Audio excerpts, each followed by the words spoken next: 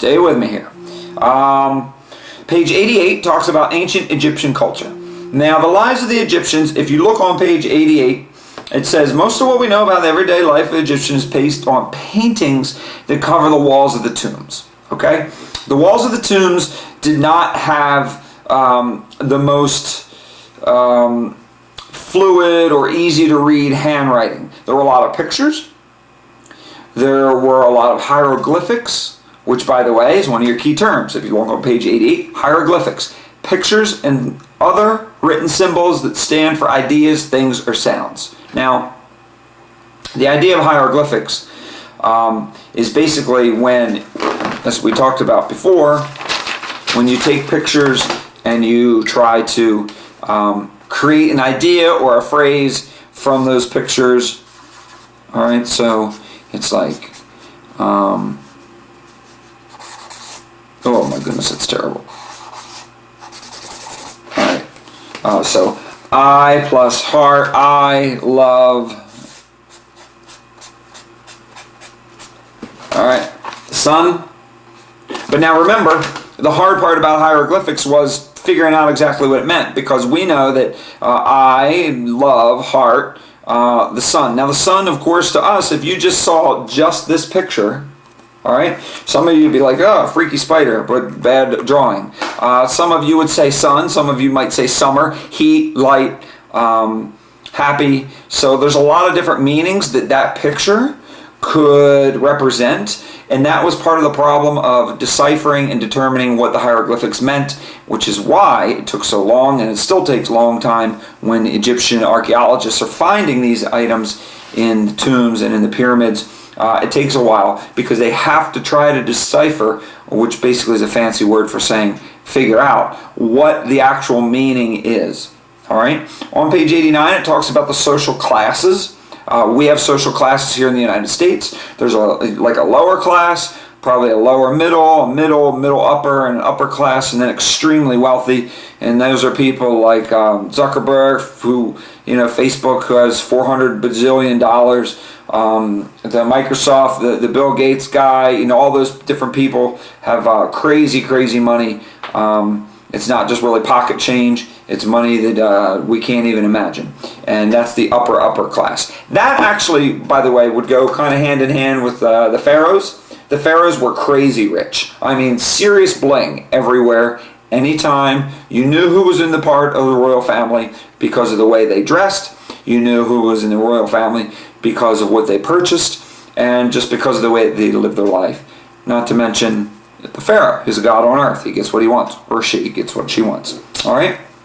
If you look on page 89, it says the Egyptian society itself resembled a pyramid.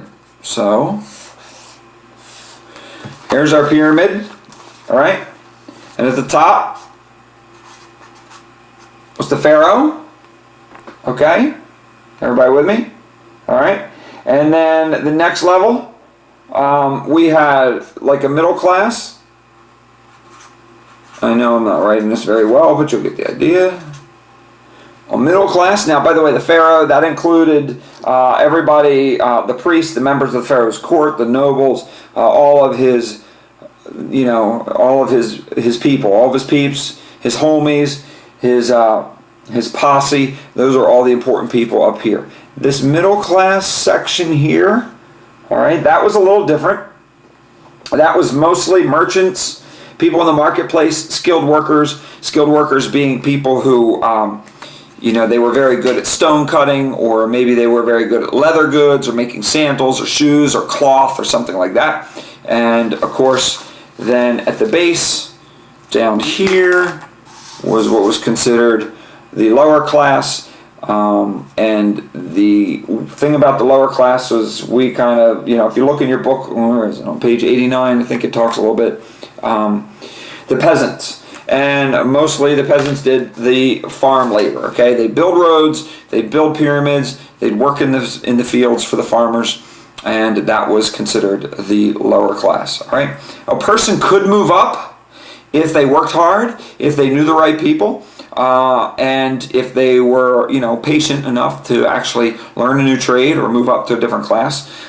There was a group of slaves Slaves are mostly people who were captured in wars. They were kind of a separate class of people, and it wasn't really that big. All right, the slave class wasn't massive. You had to remember that the Egyptians were pretty flexible, as your book points out, and even slaves had rights. Even the people that were building the pyramids, you don't want to misuse them or mistreat them too much, because it's like buying a brand new iPhone and then just throwing it around and dropping it, not really taking care of it, because eventually it's going to break and it's going to bust. Well, if you're not feeding and not taking care of the slaves, then they're not going to be able to do much work for you, and that's a bad thing. All right, turn over to page 90. Lives of the Peasants talks a little bit in there about the work that needed to be done in the fields. And then there are, on the test, guaranteed, there are questions about the women of Egypt. If you look on page 90, the women of Egypt. They were looked at as living models of Isis, the wife of the god of Osiris. Now, if you keep reading through there, they had most of the rights as men, which is kind of interesting, because the one area that they did not have the same rights was mostly government and politics. But for the most part, they could own property. On page 90, it talks about them working on basically running the house, running the farm, running businesses, and some were even in charge of the temples and the religious ceremonies, but most were not too involved with government and politics. Gosh. Although some, of course, worked as regents, for raising kids or helping some of the royal family with the daily chores if they had small children. Okay? On page 91, we have the system of writing, which is the hieroglyphics, and we talked a little bit about hieroglyphics, and we kind of did our own hieroglyphics deciphering kind of thing. On page 91, you can see that they had pictures that went along with symbols, and we talked about the fact that C-A-T, we know that really is just it's just a symbol. If you think about it, an A is really only just 3 lines on a piece of paper. A T is 2 lines, and a C is like this curly little thing that goes like that. All right. When you were like micro people, we lads and we lasses, you learned that letter or that symbol, the right, the T word or the top, and you learned that that's what that sound was. You blend it with other sounds, and then you have a concept. That's what the ancient Egyptians did. You can look on page 91. You will not have to know those for the test, so don't panic, but it's kind of interesting that they do have some of those things there, because sometimes a symbol would stand for an idea, and other times it would stand for a specific letter or a blend of letters. All right. On page 91, it talks about papyrus. Papyrus was a reed, R-E-E-D. Okay, it's a plant and has grown alongside the Nile Delta and around the Nile River Valley. And the strips were cut, and you will remember that when they cut the strips, they would lay them like this and overlap a little bit like this, and they would kind of wet them, and then they would glue kind of naturally until they had large slices of papyrus like that, and then they would use it to write on, and that's how they created scrolls. You will remember the piece of papyrus that I have actually hanging in my classroom that I showed you guys, and that papyrus is real, and one of my former students brought it back from Egypt a long time ago, and it's kind of cool. Because that's the earliest form of paper that we know. They roll up in scrolls, and that is what they recorded a lot of their ancient history. Okay, page 91, it talks about papyrus, the stalk of the plant, and how it was used. Page 92, Rosetta Stone. Now, I know you guys, some of you even said it in class, you're like, oh, that's where they got the, that's where they got the language software. Yes, it is. That's where they got the language software. That's because, if you look on page 92, there's a big stone there. And that stone had 3 kinds of languages on it. If you look on 92 at the top, and I need to point this out because I want to slow down just a little bit, all right? It says the meaning of ancient Egypt's hieroglyphic writing was lost after the 400s. It wasn't until 200 years ago that a French soldier actually found the stone while they were digging. Now, the truth is, this some of you may some of you may have heard of Napoleon Bonaparte. Now, Napoleon Bonaparte, not Napoleon Dynamite. That's that's that crazy guy. You know, Pedro, vote for Pedro. Some of you have no idea what I'm talking about. It's fine. Some of you do. It's okay. Napoleon Bonaparte was different than Napoleon Dynamite. Napoleon Bonaparte was a French dictator, and he was cruising around the northern part of Africa, and basically his soldiers were digging, and he hit something hard, he's like, whoa, ay caramba, what is this? And I don't know French, and they uncovered this stone, and it had 3 different types of writing on it, and if you look on page 92, they took it back, and the middle part, all right, the upper part showed hieroglyphics. The middle part showed a later, more modern Egyptian language called Demotic, not demonic, not that, D-E-M-O-T-I-C, Demotic, and the bottom part showed Greek, some Greek letters. And what they did with that is they were able to match the Greek with the Demotic with the ancient Egyptian hieroglyphics. And when they were able to look at the patterns, they were able to figure out a lot of the ancient hieroglyphics and the writings, and at least what some of them meant. Now, you can see on page 92 that the stone is still kind of boogered up. So there's pizza. There's pieces and parts that are missing. But it was called the Rosetta Stone because it was found in the city or near the city of Rosetta in the Nile Delta near the Mediterranean Sea. All right, so that's why it's called Rosetta Stone, and because it has 3 languages where they could actually learn all 3 ancient dialects and languages and meanings, that's where we get the software to actually learn other languages to this day. If you look on page 92, you will have to recognize the scholar at the time, Jean-François Champollion, and Jean-François, I don't even know if I'm saying it right, but it sounds fun. He was able to actually figure it out because he is a pretty smart dude. And he kind of put all the pieces together, and after he put the pieces together, he said, "Ooh la la, Zutulu, I found something."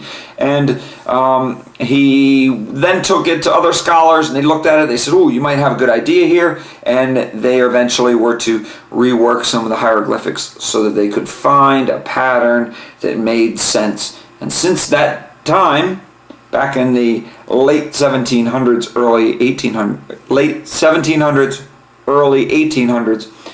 they have been able to unlock some of the mysteries of the ancient scribes, or rather scrolls and carvings in ancient Egypt.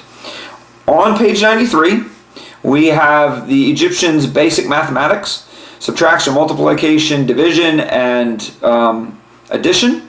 And of course, those helped be able to construct the pyramids, make geometrical shapes, helped with science and math. And on page 93, it wraps up with medicine. Religion and medicine were closely related, as your book points out, and the priests were trained, doctors were trained to work with the physicians, or rather the priests were trained to work with the physicians to try to figure out what might ail somebody. My grandma used to say that all the time. "Michael, what ails you? What's the matter with you? What you ailing about?"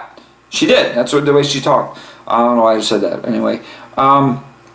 But most of them actually learned what they learned because their cutting people open, and they are preserving and the mummification process, and they learned about the human body, and they learned about what makes it work or what doesn't make it work, except for the brain part. They didn't quite have that down. Like I said, they were real focused on the heart. They believed that the heart possessed most of the person's soul, being, and basically thought processes, feelings, everything. We know that, of course, that's different now, but the Egyptians were first in using plants, herbal medicine. So there's herbal teas, there's herbal medication, there's herbal pills, and if you go to like a health food store, you can get all types of different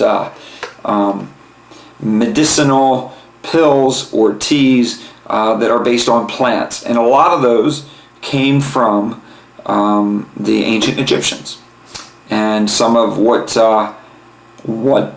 they found out through working on those mummies and using the plants for certain illnesses and diseases, then they'd write it down on the scrolls or the papyrus and passed down through generation to generation. As a matter of fact, a lot of them actually gave it to ancient Greece and ancient Rome, and the ancient Romans and ancient Greeks, as they learned more about the human body and how it worked, they actually used it to improve. So on section 4, at page 93, you will notice, just to kind of wrap things up a little bit. That's all right, bud. Come on in. Say hi, everybody. Hi, everybody. That's Josh. You want to come say hi? Sure. All right. Just real quick. There we are. Here he is, the Joshinator. He's on his way to go do his homework. My homework. Yeah. My homework. Uh-huh. I showed you. All right. Let me finish up here. So, on page 93, the comprehension and critical thinking questions, you want to go over those as well. Make sure you review. Let's see, number 1 and 2 talks about how the Egyptians used hieroglyphics to communicate. Talks about how they linked past and present ideas and achievements. And if you cover some of those questions, review those on your own, you should be in pretty good shape. Make sure again that you go over the map. Make sure that you reread sections you don't understand. Study your notes and your outlines. Make sure you make flashcards for your people, places, things, and ideas. So, for example, hieroglyphics, you should know what that is. That's kind of a thing. People, Jean, Franchon, Champollion, and Thutmose, and Hatshepsut, and King Tut. Those are people. You should little who, what, when, where, why, how. And then the other thing you should probably do is places. You should know that the Sahara Desert, not dessert, I'm going to have that soon, is important and why. Okay, so the Mediterranean Sea, the places. So people, places, things, and ideas. You can make flashcards for those as well as for your key terms. That should just about do it. Again, it's over sections 1, 2, 3, and 4 of chapter 3. And there are a variety of different kinds of questions on the test. There are some multiple choice, there's some matching, there's some short kind of identifications where you write out either a definition or what would the importance of an item or person was. There might be a map to label, so make sure you study your map. And there's probably a small written portion where you have to put a couple of paragraphs together, and that of course could be over anything dealing with like Egyptian religion or maybe the pharaohs and the rulers of Egypt, those kinds of things. So most of you are going to do fine. A couple of you might struggle, but don't panic. Don't panic. I told you guys, as long as you're smarter now than you were a week or two ago or back in retreats, you're going to be in good shape. Plus, if you hand in your homework, you stay paying attention in class, you do the outlining, you ask questions, you review, you are going to succeed and you're going to do just fine. I promise. Okay? If you don't believe me, ask Tigger. He knows. Look how happy he is because he's happy for you. All right. That's about it. I'm done for the evening. I am going to go have me a piece of cake. another cup of coffee, and do a little bit of schoolwork, and then I'm going to get ready to crash. Okay? All right, don't stay up too late. Eat your vegetables. Always say please and thank you. And I think that's about it. All right? Okay, folks. Good luck. I will see you in class, and I wish you the best. All right? Hang in there. You're going to do fine. Okay? Hang tough. All right. Have a great night. Bye.